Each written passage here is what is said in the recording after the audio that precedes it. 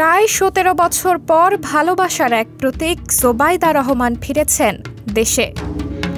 তবে ফেরার মুহূর্তে লন্ডনের হিথ্রো বিমানবন্দরে তার প্রিয় স্বামী তারেক রহমানের কাছ থেকে একবার বিদায় নিতে নিঃশব্দে এক কোণে দাঁড়িয়েছিলেন জোবাইদা। তারেক রহমান যখন নেতাকর্মীদের বিদায় জানাতে ব্যস্ত, তখন এক কোণে নিঃশব্দে দাঁড়িয়ে আছেন জোবাইদা রহমান। কারণ প্রিয় স্বামী থেকে তখনও নেওয়া হয়নি বিদায়।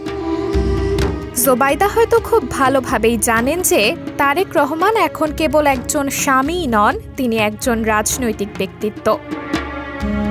এর মাঝে খালেদা জিয়ার প্রয়াত পুত্র কোকোর স্ত্রী শর্মিলা রহমান একবার বলেই বসলেন, ভাইয়া, ভাবিকে তো এখনো বিদায় দিলেন না।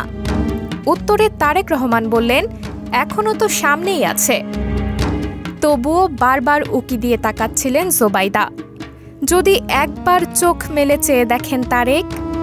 কিন্তু ব্যস্ততা আর কোলাহলে প্রিয় স্বামীর সেই চোখের দেখা পাচ্ছিলেন না জোবাইদা। ঠিক তখনই দৃশ্যপটে আসেন তারেক জোবাইদার কন্যা জাইমা রহমান। সে বুঝে ফেলে মায়ের চোখে লুকিয়ে থাকা অপেক্ষার ভাষা, অনুভব করে না বলা ভালোবাসার গভীরতা। সে এগিয়ে যায় বাবার দিকে, শান্ত গলায় বলে, বাবা, মা এখনো তোমার কাছ থেকে বিদায় নেয়নি। তারেক রহমান থেমে যান। তার দৃষ্টি খুঁজে নেয় সেই নিঃশব্দ প্রহরীর মুখ, যার মধ্যে লুকিয়ে রয়েছে হাজারো না বলা কথা, শত শত নীরব আকুতি।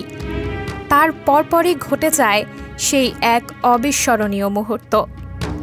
হাসিমাখা মুখে প্রিয়তমা স্ত্রীর দিকে এগিয়ে গেলেন তারেক রহমান।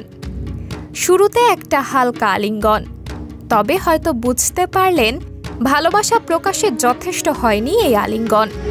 তাই আরও এক কদম এগিয়ে গিয়ে জড়িয়ে ধরলেন তার একান্ত ব্যক্তিগত ভালোবাসার মানুষটিকে। জোবাইদা রহমান শুধু একটি নামই নয়, তিনি একটি ভালোবাসার প্রতীক, একটি সহানুভূতির প্রতীক এবং নিঃস্বার্থ সঙ্গের প্রতীক। জীবনের জটিল বাঁকে যিনি থেমে যাননি, বরং হালকা এক হাসি দিয়ে কাঁধে তুলে নিয়েছিলেন প্রিয়জনের সমস্ত দায়ভার। দীর্ঘ ১৭ বছর পর জোবাইদা রহমান দেশে ফিরে প্রথমে শাশুড়ির সঙ্গে গুলশানে তার বাসা ফিরোজায় যাবেন। পরে তিনি ধানমন্ডিতে তার পৈতৃক বাসভবন মাহবুব ভবনে থাকবেন। জোবাইদা রহমান দেশে ফিরবেন বলে আগেই সাজসজ্জার কাজ সারা হয়েছে মাহবুব ভবনের। তবে বাড়তি নিরাপত্তা নিশ্চিত ও আরামদায়ক পরিবেশ নিশ্চিত করতে বিএনপি কর্তৃক পুলিশ মহাপরিদর্শক বরাবর স্থানীয় পুলিশ প্রশাসনকে চিঠি পাঠানো হয়েছে, যেখানে জোবাইদা রহমানের জন্য পুলিশি উপস্থিতি, সশস্ত্র প্রহরার কথা বলা হয়েছে। সাবরিনা জলিল, সবার কথা।